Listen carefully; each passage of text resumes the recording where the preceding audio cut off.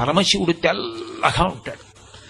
అసలు పరమశివుడు ఎందుకంత తెల్లగా ఉంటాడంటే మూకశంకరులు దెప్పి పొడిచారు. అసలు అలాంటి ఆలోచన ఆయనకి ఎలా వచ్చిందో నేను ఆశ్చర్యపోయాను.